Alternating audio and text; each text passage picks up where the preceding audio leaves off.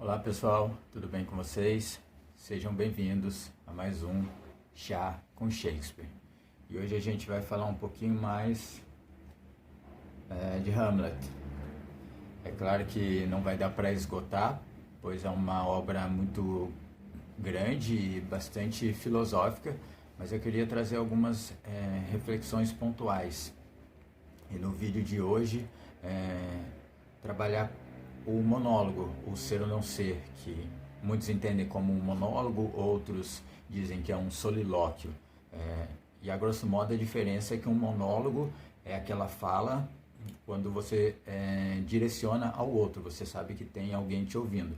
E o solilóquio já é algo mais interno, é quando você fala consigo mesmo, que para mim no caso é o que acontece com Hamlet.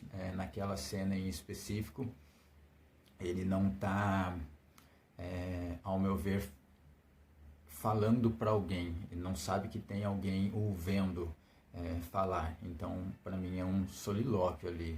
Alguns acham que ele sabe que está sendo ouvido e tudo mais, e se criou uma mística também de que esse monólogo do ser ou não ser, que Hamlet fala com a caveira, isso não é real, porque essa é uma outra cena, a cena da caveira é uma outra situação. Então, nesse ser ou não ser, não tem exatamente a caveira, mas acabou pegando no imaginário e ficou uma situação interessante.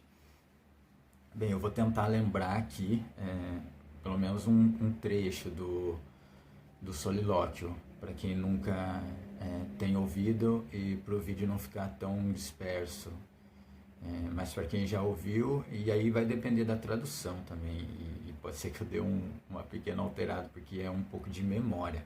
Mas Hamlet diz assim: ser ou não ser, eis a questão. Será mais nobre sofrer na alma pedradas e flechadas de um destino feroz, ou pegar em armas contra o mar de angústias e combatendo-as, dar-lhe fim, morrer, dormir, nada mais. E com o sono, dizem, extinguir as dores do coração e as mil mazelas naturais de que a carne é sujeita. Eis uma consumação ardentemente desejada, morrer, dormir, dormir, talvez sonhar. Aí está o problema, pois os sonhos que virão no sono da morte, quando tivermos escapado ao tumulto da vida, nos obrigam a hesitar. É essa que faz da vida uma reflexão tão longa, pois quem suportaria os açoites do mundo, podendo ele próprio encontrar repouso em um punhal? Quem aguentaria fardo, gemendo e suando em uma vida servil, se não por temer alguma coisa após a morte, o país não descoberto, de onde jamais voltou nenhum viajante, nos confunde, nos faz preferir e suportar os males que já temos, a fugir para outros que desconhecemos. Assim, a reflexão faz todos nós covarde. Assim, a força natural de uma decisão se transforma em fétido pensamento e perdem o nome de ação. Perdem o nome de ação. Bem, então trazendo para os nossos dias de hoje, sobretudo nesse contexto que a gente está vivendo de pandemia e toda essa situação, o que a gente poderia talvez tirar dessas reflexões que Hamlet faz? Uma coisa que sempre me toca e me pega quando eu releio esse trecho é que para mim Hamlet está tentando ali ver se a vida vale ou não a pena, se a gente deve mesmo suportar todas essas situações, todos esses açoites, todos os escombros do mundo e continuar vivendo. Muitos dizem que ali ele não está falando propriamente de tirar a vida, mas eu vejo que em certo ponto sim, ele olha para toda aquela situação e pensa, será que eu devo mesmo suportar? E o que acontece? O que ele vai entender? Que sim, ele está ali e ele continua. Então, se ele continua, é porque para ele alguma coisa vale a pena. Então, a gente pode entender esse contexto, sobretudo nós aqui latino-americanos, de uma seguinte forma. A gente já passou por muitas situações horríveis, desde a chegada dos portugueses, dos colonos e tudo mais. Então, o que eu tiro disso? O que isso toca caro para mim?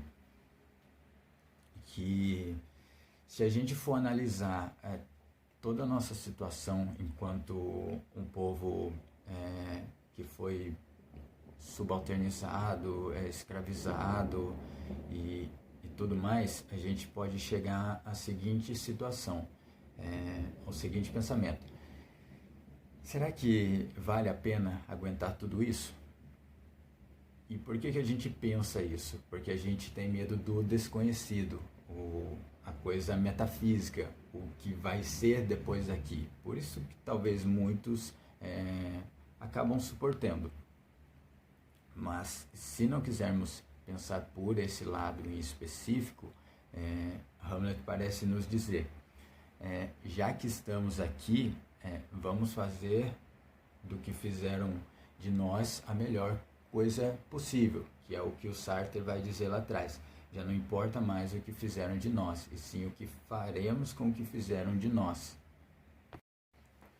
Então ele parece nos dizer assim, que a gente tem que, de certa forma, suportar as dores do mundo, aguentar, tentar da melhor forma possível arrumar um jeito de continuar, porque se a gente tem esse medo do desconhecido, essa insegurança do que vai ser depois, e a gente se apega ao aqui e agora, então a gente tem que lutar por isso.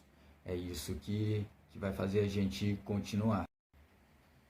E Hamlet talvez estranharia muito essa nossa busca incessante por uma felicidade, por sermos felizes. Porque para ele, além de Hamlet não ser feliz, ele não faz questão de parecer ser feliz. Então tudo que a gente fala, tudo que a gente faz, sobretudo nesses tempos de internet, que parece que muito do que se faz é para a gente mostrar para o outro e não porque a gente de fato gosta daquilo, para Hamlet seria uma coisa surreal. Então Hamlet nos dias de hoje provavelmente não teria nenhuma rede social, nem nada do tipo, porque para ele não importa o que os outros pensam dele, e sim o que de fato ele vive, o que de fato ele apresenta para si mesmo. Então não dá para a gente esgotar nunca essa obra, porque a cada fase da vida a gente vai ter uma leitura dessa peça, sobretudo de Hamlet, por ser bastante filosófica. Vide a questão de Hamlet perder o pai. Quem passou por essa situação vai ter uma leitura da obra que alguém que ainda não passou, ainda não vai conseguir entender o que é a orfandade para Hamlet. Será que ele não pensa tudo que pensa só porque está em luto? Não sei, é uma coisa que a gente tem que tirar por experiência própria. Por isso eu convido vocês a se interessarem e irem conhecer a obra, ler de fato na fonte, porque cada um vai ter uma leitura de todas essas questões apresentadas na peça. Então, se eu pudesse falar do porquê ler essa peça em específico, eu acredito que Shakespeare consegue colocar em Hamlet o que eu entendo que de melhor tem em toda a sua obra, que Shakespeare nos mostra que não existe nenhum ser humano pronto ou acabado, ou alguém é totalmente bom ou totalmente mal. Então isso se dá muito no personagem Hamlet e sobretudo também na peça. Porque por mais que a gente goste muito de Hamlet, a gente entende que ele fez coisas não tão boas.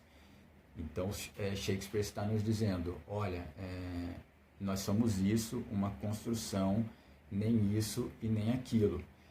E isso a gente vai encontrar também em Polônio, que é um bajulador, alguém totalmente à toa, um imprestável, mas é Polônio que dá os melhores conselhos aos seus filhos, e uma das falas mais bonitas que a gente vai encontrar na literatura. Então vai dizer, ame a todos, confie em poucos e não faça mal a ninguém. Polônio também vai dizer, dando um conselho para Ofélia, que ele diz à sua filha, sobretudo seja fiel a ti mesma, e com isso conseguirá ser fiel a todos os outros. Então isso é muito importante em Shakespeare, que ele coloca as melhores falas, as melhores reflexões na boca dos personagens mais vagabundos, mais à toa que possa existir. Então isso é uma situação que a gente pode entender como fundamental em Hamlet. Não existe algo além. Por mais que Shakespeare tivesse sido religioso e tudo mais, não parece que exista algo além de nós que rege a nossa vida e que determine todas as nossas situações. Não, a gente se constrói aqui e se constrói com o outro. Então Shakespeare sempre vai estar tentando nos mostrar, seja em Hamlet, seja em Macbeth, que ninguém é totalmente isso ou totalmente aquilo. E isso é uma das coisas que mais me atrai. Ao longo de outros textos, a gente vai percebendo também que muitos filósofos acabaram trabalhando muito com Shakespeare, sobretudo aqueles que se dizem os filósofos da suspeita. Então a gente vai encontrar muito de Shakespeare em Marx, em Freud e também em Nietzsche. E isso por si só diz muita coisa.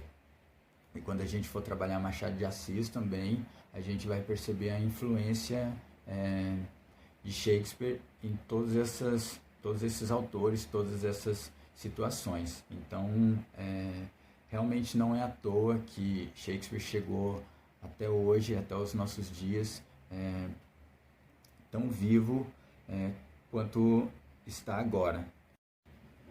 Bem, então acredito que sobre Hamlet, propriamente, seja isso. Como eu disse, não dá para esgotar, mas eu acho que se vocês forem ler a obra ou ver um filme também, que existem boas adaptações, a gente vai começar a perceber e começar a trazer isso para os nossos dias de hoje, onde a gente fala muito e dificilmente ouve as outras pessoas. Então acredito que quando entendermos justamente essas questões, não precisaremos dizer mais tantas coisas, porque como diz Hamlet em suas últimas palavras, o resto é silêncio. Então por hora é isso, fiquem bem e até uma próxima.